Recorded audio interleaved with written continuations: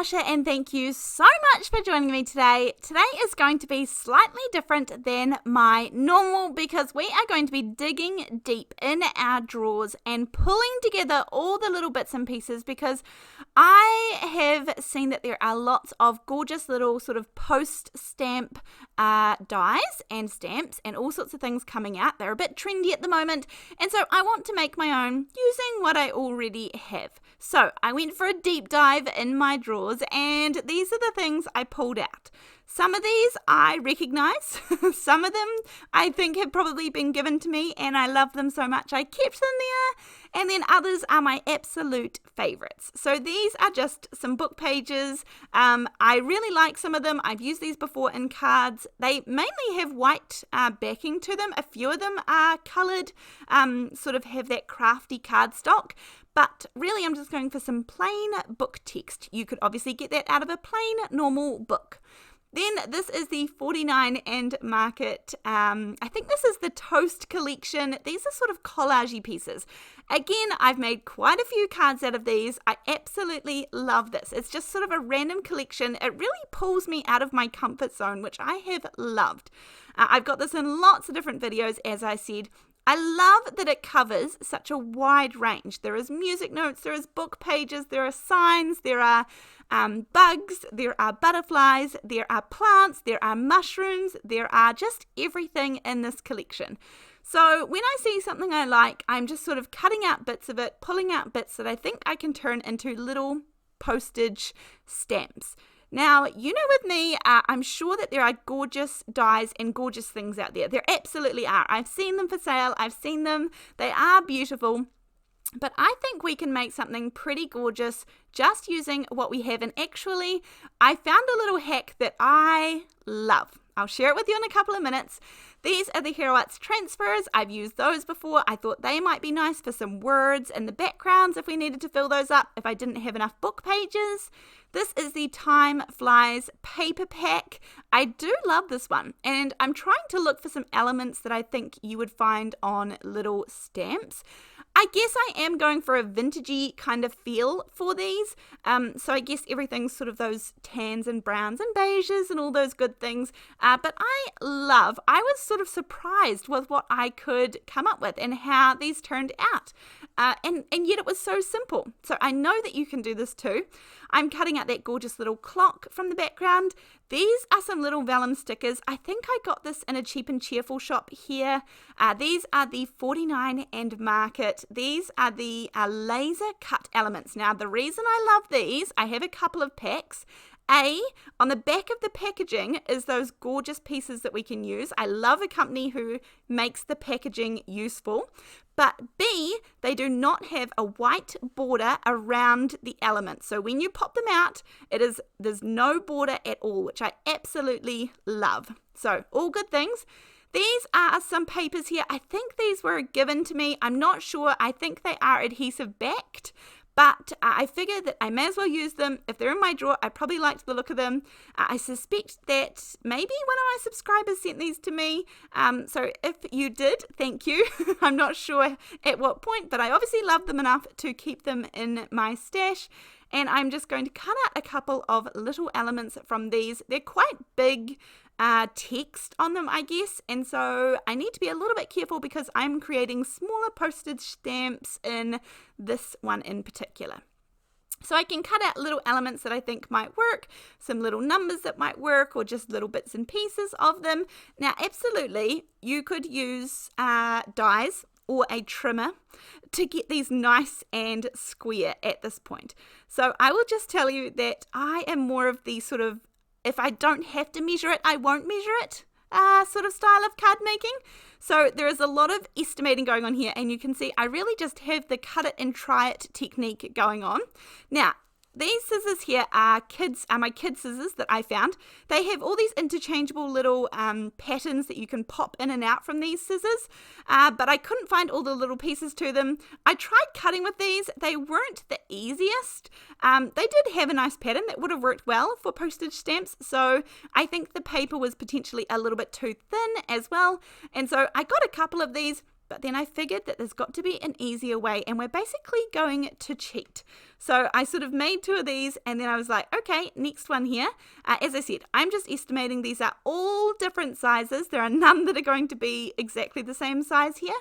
And no, the sides probably aren't straight either, but you'll see what I do in a minute.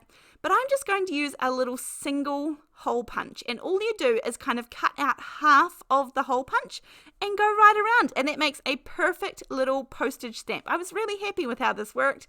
And you could just try different sizes, whatever size hole punch that you have, you could try. I'm sure that you could do it with one of those sort of big double ones, but it's definitely easier with the single one for sure. Now, at this point, once you have gathered some of your bits and pieces that you think you might want to put down, I really just held it up against the background, measured with my eyeballs, and then cut with scissors, and then glued it down if it looked pretty much okay. So these are quite thin. They aren't necessarily on cardboard or anything like that, but use what you have. In a minute, I'm going to grab a little box that we had in our recycling bin and use that as a beautiful backing for my stamps, and that is going to work just as well too. I have this little coffee stamp there that looks good. I have this little crown that I cut out from the Time Flies paper pack. I like that, and I like it being a little bit off center, so you can see that I just try it and then trim it, and then try it and then trim it. Could you please let me know in the comment section down below, is that your style, or do you just need, for your brain sort of needs you to cut it with a die or measure it and make sure it's right? Would it drive you insane if it's not quite perfect? Usually I am one of those people, I would say, but for whatever reason during this process I was able to let go a little bit, and I was grateful of that. So then I just try things, I move them around. I had that little movie kind of background movie strip there, and so I have a little admit one ticket. These are adhesive backed, so that was really nice. Lots of little items. I think you'll surprise yourself by what works on these gorgeous little postage stamps. When you go through, you absolutely could go through your stash and find some stamps that you are able to stamp. I think that would be even more fun as well. I have mainly used paper elements just because that's sort of what I dug around for and found plenty of, but I absolutely could have gone through my stash. I know there are some gorgeous sort of wildflower ones that I could have used, and that would have looked stunning as well. So now I'm into my 49 in Market laser cut elements. I'm just going to pull out a couple of little ones. Now I do like the idea of adding in a little bit of colour as well. These are all fairly vintage at the moment. So I'm going to try and add in a little bit of pink here and there. Don't be afraid to cut things down. You can have half an image. You can have it poking out from the corner. It doesn't have to be a complete whole image. And then this one here has to be one of my favorites. I wasn't sure about these Vellum stickers, but honestly, I did want the nice sort of clean cut sharp edges there, which I probably should have cut it when it was still on its backing. But how cute does that look? I really like that, and we're going to add a couple more because I like the purple as well, so I may as well sneak that onto another one. As I said, adding in a little bit of colour I think looks really good. And then I was like, maybe I should try some coloured background stamps. That would be fun. So I got a little bit of paper. This is from the Harvest paper pad, I think, from scrapbook.com. And then here I'm going to add some music note paper. I was just really having a really good time with these, I must admit.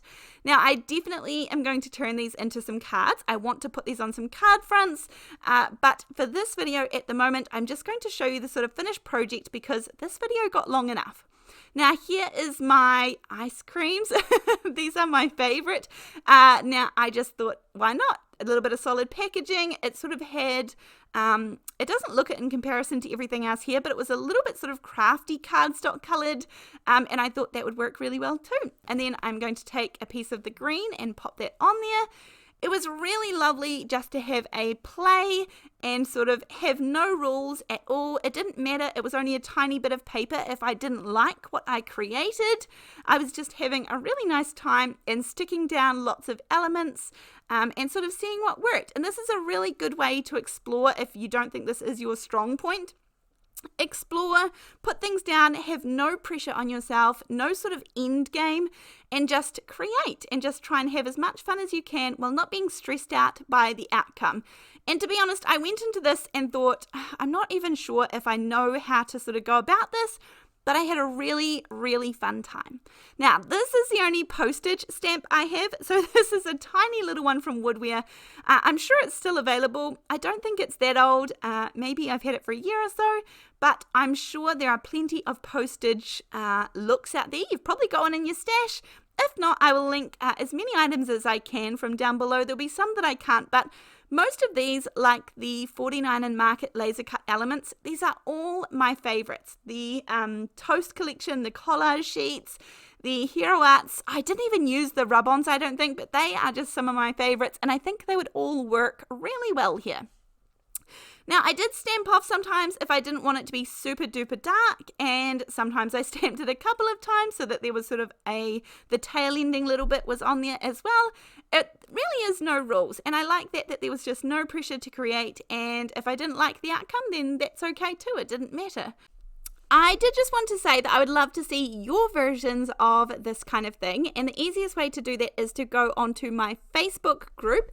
It's called Come Crafting with Natasha. You can find a link to it down below, or if you just search it in Facebook, it'll come up, and there are all sorts of gorgeous, talented people who share their art on there. We are a lovely community. I'm so grateful to have built a really kind community, supportive, and there are quite a few of us now. We are definitely growing, but if you would like to share some pictures of your creations inspired by these videos, then come on over. I'd love to see you there so that I can see your creations.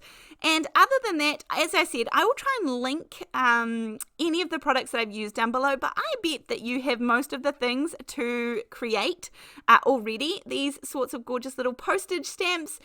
If you would like to support my channel and the videos that I create, I do really, really appreciate if you were able to spare a coffee or two. I have a link to the Buy Me a Coffee website.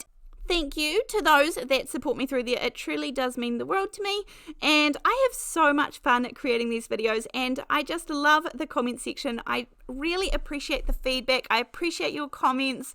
It's so hard to reply, but if you see that little heart, you should know that I just read your comments. Most of them, they make me smile, they make me happy. I just really, really appreciate the time and effort that it takes, especially to leave a comment on a YouTube video these days, because there are so many creators out there and so much going on. So thank you very, very much. The last and final step for these little stamps was to add some ink around the borders, but apart from that, we are done here. So let me know what you think of these cute little postage stamps, and I look forward to seeing you in the next video. Thanks, bye!